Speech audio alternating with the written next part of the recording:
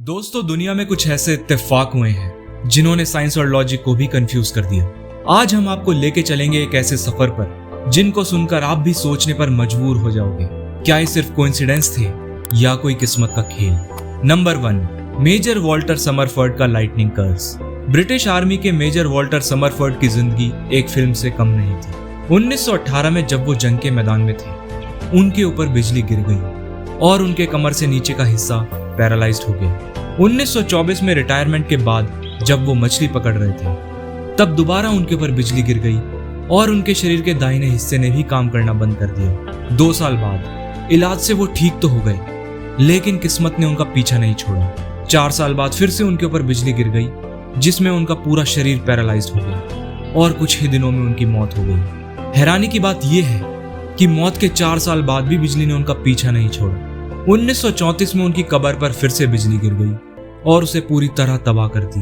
ये कहानी इतनी शॉकिंग है कि लोग कहते हैं कि मेजर समरफर्ड पर जैसे लाइटनिंग का श्राप था। साइंस के हिसाब से एक इंसान के ऊपर लाइफ टाइम में लाइटनिंग गिरने की प्रोबेबिलिटी 15,000 इंसानों में से सिर्फ एक पर होती है, लेकिन उनके ऊपर 3 बार जिंदा होने के दौरान और 1 बार मरने के बाद भी गिरी। मतलब एक ही आदमी के साथ 4 बार। ये सच में अनबिलीवेबल था। Number 2, the Richard Parker coincidence.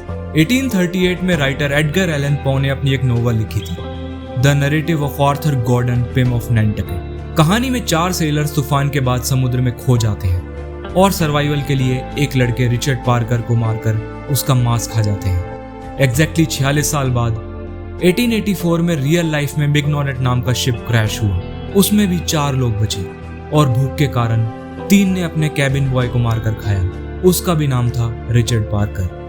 ये case the custom of the sea के नाम से हिस्ट्री में रिकॉर्ड हुआ और तीनों सेलर्स को कोर्ट में ट्रायल के बाद पनिशमेंट भी मिली। सबसे शॉकिंग बात यह है कि पो की लिखी ये फिक्शनल कहानी रियल लाइफ में ऑलमोस्ट सेम तरह रिपीट हुई और विक्टिम का नाम भी एक ही था, रिचर्ड पार्कर। नंबर 3, नेपोलियन और हिटलर के कोइंसिडेंसेस।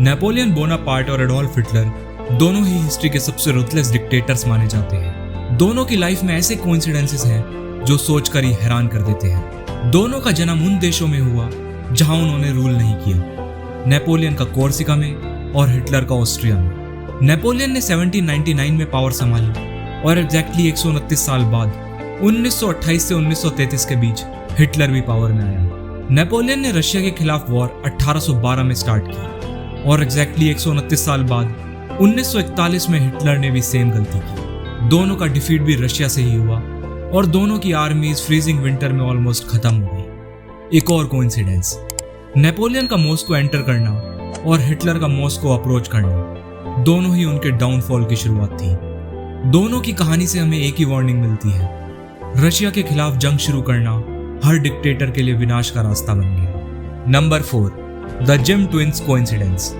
ओहायो में 15 साल की लड़की ने ट्विन बेबीज को जन्म दिया और दोनों को अलग अलग फैमिलीज ने अडॉप्ट कर लिया। कोइंसिडेंस यहीं से शुरू हुआ। दोनों अडॉप्टिव फैमिलीज ने उनका नाम रखा जेम्स। स्कूल में दोनों का फेवरेट सब्जेक्ट था मैथ्स और दोनों का लीस्ट फेवरेट सब्जेक्ट था इंग्लिश। दोनों का पहला प्यार और पहली शादी एक लिंडा नाम की लड़की से हुई और दोनों का डिवोर्स भी हो गया। बाद में दोनों ने दूसरी शादी बेटी नाम की लड़की से की। दोनों के एक बेटे हुए और दोनों का नाम रखा गया जेम्स जूनियर। दोनों को सेम ब्रांड की सिगरेट्स और बियर पसंद थी और दोनों की हॉबीज थी वुडवर्किंग। दोनों के पास एक डॉग था जिसका नाम टॉय था। एग्जैक्टली 39 साल बाद जब दोनों भाई मिले, उन्होंने रियलाइज किया कि उनकी life almost same carbon copy थी। साइकोलॉजिस्ट ने उन्हें स्टडी भी किया और इसे हिस्ट्री का सबसे मोस्ट शॉकिंग ट्विन कोइंसिडेंस कहा गया। नंबर 5, ड्यूस एक्स और 9/11 कोइंसिडेंस। 21 मई 2000 को एक कंप्यूटर गेम ड्यूस एक्स लॉन्च हुआ।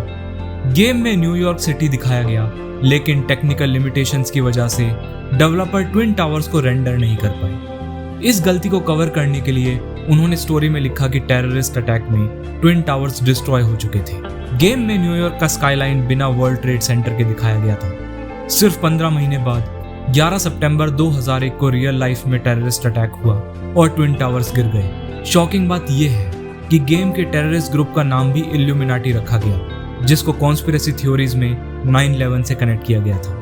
आज भी गेमर्स इसे most chilling video game coincidence ever कहते हैं। नंबर 6, जुबेदा थारवट और जेनिफर लॉरेंस का मिलता जुलता चेहरा। 1950s की इजिप्शियन एक्ट्रेस जुबेदा थारवट अपनी ब्यूटी और एक्सप्रेसिव आंखों के लिए मशहूर थी। आज की हॉलीवुड स्टार जेनिफर लॉरेंस उनकी कार्बन कॉपी लगती हैं। दोनों का फेस स्ट्रक्चर, आंखें और स्माइल इतनी मिलती हैं कि फैंस इन्हें टाइम ट्रेवल ट्विंस कहते हैं। जुबेदा को अपने जमाने में इजिप्ट की क्लियोपैट्रा कहा जाता था और जेनिफर को आज की हॉलीवुड क्वीन माना जाता है। इंटरनेट पर दोनों की photo side by side viral हुई थी और लोगों को लगा जैसे टाइम ने एक ही चेहरे को दो अलग अलग एरा में भेज दिया हो। ये कोइंसिडेंस प्रूफ है कि कभी कभी हिस्ट्री अपने आप को चेहरे के जरिए रिपीट करती है। Number 7, Frane Selak, the luckiest man alive. Yugoslavia के फ्रेन सेलेक को दुनिया का लकीएस्ट मैन कहा जाता है। उनकी लाइफ एक्सीडेंट्स और चमत्कार का एक एनसाइक्लोपीडिया है। 1962 में ट्रेन एक्सीडेंट में 17 लोग मरे, लेकिन फ्रेन बच गए। 1963 में प्लेन क्रैश में उनकी जान बच गई और उन्हें सिर्फ छोटी मोटी चोट लगी। 1970 से 1990 के बीच एक बस एक्सीडेंट, कार एक्सप्लोजन और ट्रक कोलिजन में भी वो बच गए। एक बार उनकी कार पहाड़ से गिर गई और वो कूदकर बच गए, जबकि गाड़ी ब्लास्ट हो गई। और सबसे शॉकिंग, 2003 में जब उन्होंने पहली बार लॉटरी टिकट खरीदा, वो $1 मिलियन जीत गए। कुछ लोग उन्हें सबसे लकी कहते हैं और कुछ लोग मानते हैं कि इतने सारे एक्सीडेंट्स फेस करना उन्हें सबसे अनलकी बनाता है।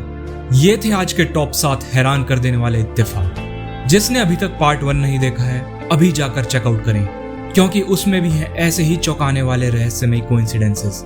अगर आपने मिक्स टीवी को अभी तक सब्सक्राइब नहीं किया है तो अभी कर लीजिए, क्योंकि अगली माइंड ब्लोइंग मिस्ट्री बहुत ही जल्दी आने वाली है।